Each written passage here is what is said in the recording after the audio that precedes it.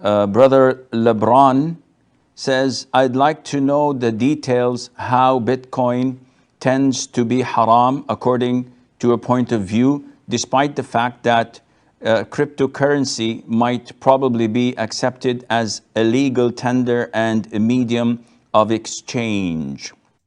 So already the question is a bit convoluted, and reason being is because Bitcoin and cryptocurrencies as a whole has been put together in one bucket. If anyone knows anything about this space, you would know that each individual coin is very different. It's almost like elements of the periodic table. I mean, although there are many different metals, but each metal has its own properties. So to ask them about, or to title a video about Bitcoin and cryptocurrencies, and then spend the whole video talking about Bitcoin, and then object to Bitcoin based on sometimes maybe some things are unique to one currency other than others, it's unfair.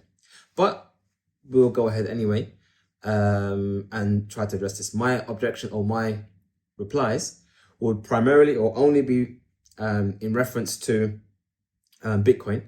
I am not here to defend any other coin. I'm only here to address and discuss Bitcoin.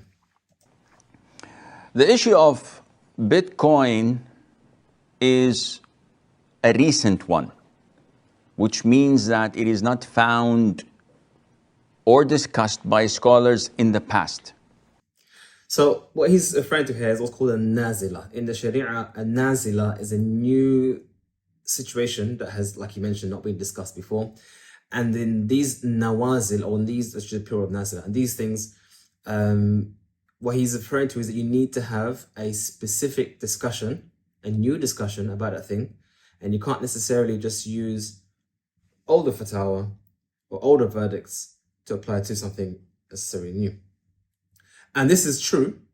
Well, he continues on by saying, And unfortunately, with such new events evolving, some of them are, to some, crystal clear, and some, to others, may require the collaboration of scholars, economists, and people involved in such issues to deliberate and to come up with a conclusion. yeah, so exactly that. As with all nawazil, those who discuss the matter from the Sharia perspective need to be those who are clear on the matter and have full understanding of the matter. Not just the matter itself, but you could even be surrounding issues. It's like you mentioned the issue of economists. So the reason why I mentioned economy is because they are technically specialists in affairs of transactions, the economy basically, which includes money and whatnot. So they would have certain information, certain knowledge that would help them come to the correct conclusion, which is fair enough. Basically speaking, Bitcoin is something that is recent and new. And there are a lot of serious concerns when it comes to dealing with it. Okay, so before you move on to the next point, so the issue of being a new phenomena is true. The issue that you need to have people who are knowledgeable in the affairs to discuss it, that's also very true. So the only thing I'll say is that when a person wants to know the ruling of Bitcoin, they need to consult someone with that knowledge, both knowledge of the Sharia and knowledge of, I guess you could say, Bitcoin, cryptocurrency, blockchain, and also very importantly, money, because Bitcoin is money. If any one of those things is lacking, then no doubt the fatwa or the verdict will be lacking. And that's just a given thing. Unfortunately, many Muslims seem to think that because someone is knowledgeable in the Sharia, they must automatically be knowledgeable in other things.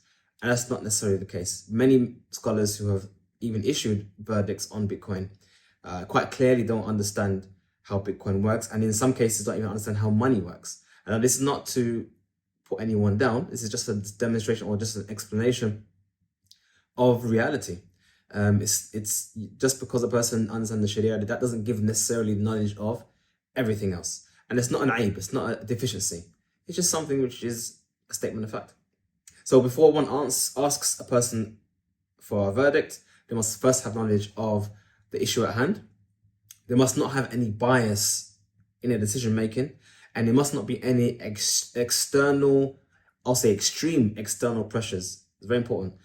Knowledge of the affair, no bias against or for, and no extreme external influences that will influence their thought process. So if someone doesn't know what Bitcoin is, then whatever they say is going to be tainted. If they have a bias, i.e., they naturally incline towards the normality or that which is familiar, and generally have a distaste for the novel and the new. That's a bias. That's a human bias. Many people have it. Sometimes people don't like change. And extreme external influences. I said extreme because we all have influences, but if it's extreme, they'll definitely taint a person's